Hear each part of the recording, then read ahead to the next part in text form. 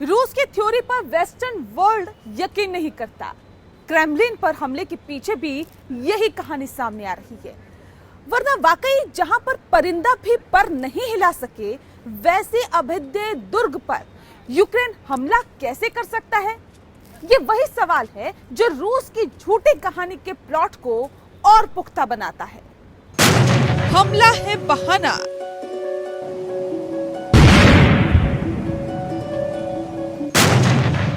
झूठ को छुपाना।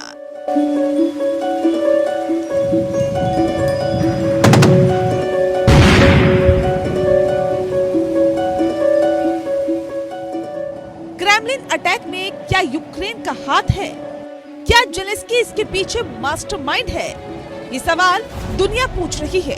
रूस ने अपनी ओर से इसे यूक्रेन की चाल बताने में कोई कसर बाकी नहीं रखी है। लेकिन न सिर्फ वेस्टर्न वर्ल्ड बल्कि दुनिया के कई देश रूस के दावों को मनोहर कहानियां बता रहे हैं। हमले का वीडियो दुनिया के सामने आया, उसके चंद मिनटों के भीतर रूस की बयानबाजी शुरू हो गई। धमकियों का दौर शुरू हो गया। रूस ने बार बार चेताया कि उसके पास ऐसे हथियार है जो यूक्रेन की आतंकी सरकार का परमानेंट खात्मा कर सके। लेकिन यूक्रेन ने फौरन रूस के दावे को खारिज कर दिया। यूक्रेन के मुताबिक हमले का दावा रूस का सबसे बड़ा ड्रामा। युद्ध के 14 महीने में ये सबसे नाटकीय दावा। यूक्रेन का इस हमले से कोई लेना देना नहीं।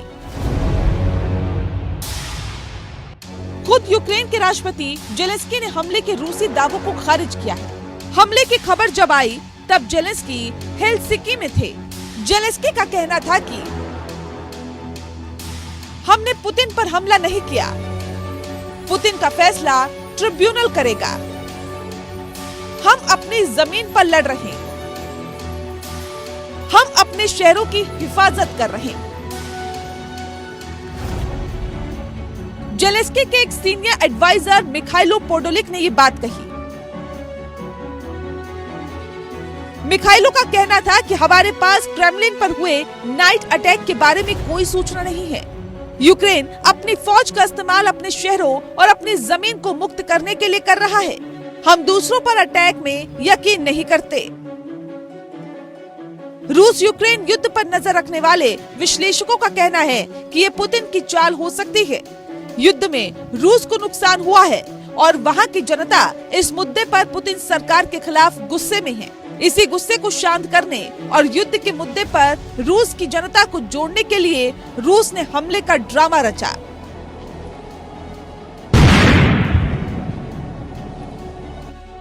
गौर करने वाली बात यह भी है कि हमले की जो टाइमिंग चुनी गई वो काफी दिलचस्प है।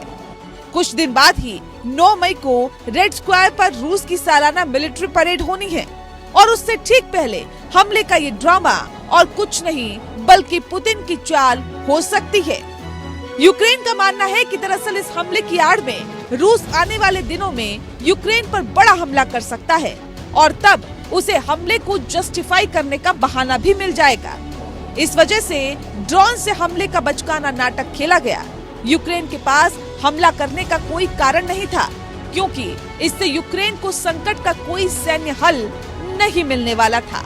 ऐसे में यूक्रेन के पास हमले की कोई वजह नहीं थी।